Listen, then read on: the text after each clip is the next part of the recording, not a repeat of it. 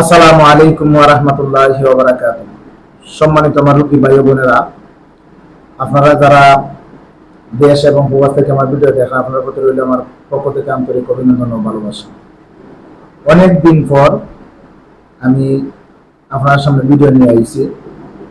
কাজের খুব বেশি ব্যস্ততা থাকার কারণে ভিডিও করার মতো বা ভিডিও বানাইবার মতো টাইম টেবিল বা মন মানুষের কিছু না থাকার কারণে অনেক দিন ভিডিওগুলো আমরা দিতাম পারছি না। আর অনলাইনেও ভিডিও দেওয়ার তেমন ইচ্ছাও নাই। তার উপরে দেওয়া লাগে আমার কিছু রোগীর স্বার্থে বা কিছু মানুষের স্বার্থে।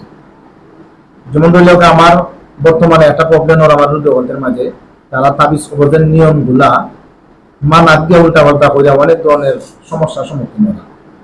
এটা লাগে এখন নিয়মিত ভাবে যাতে আমার রোগী যারা আছেন তারা যাতে সব সময় আমি যে তাবিজ কবজ তেল পানি আমার যে চিকিৎসা করে চিকিৎসার নিয়মগুলা আমি ভিডিওর মাধ্যমে কইয়া দিব, যাতে আমার রোগীগুলা লাগে সহজ হয়।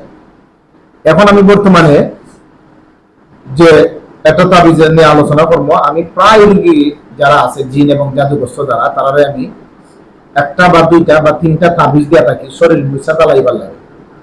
অনেক মানুষ মুসার মাঝে যে ব্যবসা করিলে হইলে একসঙ্গে রিঅ্যাকশন হয়ে যায়। নিয়ম হচ্ছে যেমন ধরে আমি যারা তাবিজ দিচ্ছে শরীর মুছা জ্বালাইবার লাগে, তারা একটাও কার দুইটাও তিনটাও, কেউ একদিন কেউ 2 দিন কেউ 3 দিন। এই তাবিজটা জ্বালাইবার নিয়ম হচ্ছে আপনার ও যেমন খোলা তাবিজ, ও তাবিজটা মাথার মাঝে লইয়া অন্য একজন মানুষে, নিজে নাই যে রুগী সে না, অন্য একজন মানুষে এই তাবিজটা জ্বালাইবার তাবিজটা মাথার মাঝে লইয়া খোলা এইভাবে খুলতে হইব। আমি বললা দিই কিন্তু খুলতে হইব। খোলার পরে মাথার মাঝে লইয়া ডাইনে দিন মুছছে একেবারে পার বুড়ি আঙ্গুল পর্যন্ত, আবার মাথা লইয়া বামে দিন মুছছা পার বুড়ি আঙ্গুল পর্যন্ত, আবার মাথা লইয়া সামনে দিন মুছছা নাভি পর্যন্ত। এটা অন্য একজনে নিজে তার এইভাবে মুছতে পারত না। 3 মুছা দেওয়ার পরে এটা আমাদের বালা তেল লাগাইবা, সরিষার তেল লাগাই পরে রুগী যে রুগী আছেন তাই ঠিক জায়গার মধ্যে উভা থাকবা। আর বাইরে যে মুসবা টাইম বাইরে গিয়া ঘরের বাড়া গিয়া কোন আকাশের নিচে, উপরে কোনো গাছ গাছালি হয় না, কোনো ছাদ হয় না, খোলা আকাশের নিচে তাই তাবিজটা জ্বালাইবা। যখন এই তাবিজ জ্বালাইবা তখন রুগী ওই রুগীর জায়গা থেকে আনবা।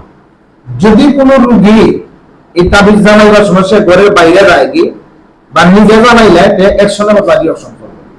এই জন্য আমি যারা তাবিজ দিছি জ্বালাইবা লাগে, আপনারা বালা কইরা আমি যে নিয়ম করে দিছি এই নিয়মটা বুঝতে তারপরে জ্বালাইবা। কেন আমরা তাবিজগুলা যেভাবে আল্লাহ পাক রব্বুল আলামিন তাবিজের মধ্যে শিফা দিছেন, এভাবে দেখা যায় নিয়মের বাইরে গেলে উল্টা পাল্টা করলে আবার রিঅ্যাকশন হয়ে যায়। এটা খুব সতর্কমূলক, আপনারা এই তাবিজগুলা জ্বালাইবেন।